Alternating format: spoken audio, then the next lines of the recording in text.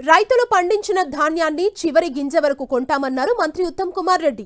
ధాన్యం కొనుగోళ్ల విషయంలో ప్రతిపక్షాలు తప్పుడు ప్రచారం చేస్తున్నాయని ఆరోపించారు. తడిసిన ధాన్యాన్ని కూడా కొన్నామని, వాటికి కనీస మద్దతు ధర చెల్లించామని స్పష్టం చేశారు. 29 రాష్ట్రాల్లో తెలంగాణలో కొనుగోలు చేస్తున్నట్లు మరెక్కడా చేయడం లేదని, ఈ విషయాన్ని కేంద్రం కూడా అంగీకరించిందని చెప్పారు.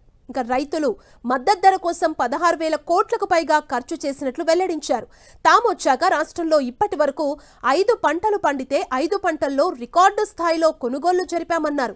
చివరి గింజ వరకు మద్దతు ధరతో కొనుగోలు చేస్తామన్నారు. ఈ సీజన్లో ఇప్పటి వరకు 11,050 కోట్లను రైతులకు చెల్లించామంటూ మంత్రి ఉత్తమ్ తెలిపారు. అకాల వర్షాలతో 60 లక్షల మెట్రిక్ టన్నుల్లో 9,000కు పైగా టన్నుల తడిసిన ధాన్యం ఉందన్నారు. తడిసిన ధాన్యం కూడా మద్దతు ధరతో కొంటున్నామని చెప్పారు. కొనుగోళ్లు వేగవంతం చేసేందుకు ఇసుక, సిమెంటు ఫ్యాక్టరీల లారీలు ధాన్యం కోసం ఉపయోగిస్తున్నట్లు తెలిపారు. ధాన్యం కొనుగోళ్లలో హమాలీల కొరత ఉందని, కూలీలు సొంతూళ్లకు వెళ్లి రావడంతో కాస్త ఆలస్యమైందన్నారు. ప్రభుత్వం చాలా సిన్సియర్గా కమిట్మెంట్తో ఒక రైతు పక్షపాత ప్రభుత్వంగా తెలంగాణలో రైతులకి మేలు చేయాలనే ఉద్దేశంతో వ్యవసాయ ఉత్పత్తులు తప్పనిసరిగా కనీస మద్దతు ధరకి ప్రభుత్వమే కొనుగోలు చేయాలనే ఒక సదుద్దేశంతో మరి అన్ని విధాలుగా మేము ముందుకు పోతున్నాము. వరి ధాన్యం విషయంలో కానీ, మొక్కల విషయంలో కానీ ప్రతిపక్షాలు ఒక దుష్ప్రచారం చేయాలనే ఉద్దేశంతో రకరకాల ఫాల్స్ ప్రొపగాండా చేయడం జరుగుతుంది.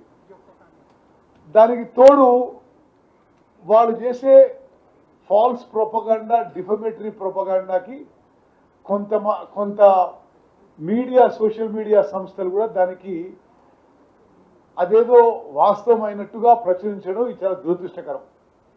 ఈ 5 పంటలు మేము వచ్చినాక 5 పంటల్లో రికార్డు స్థాయిలో వరి ధాన్యం పండింది, రికార్డు స్థాయిలో ప్రొక్యూర్మెంట్ జరిగింది.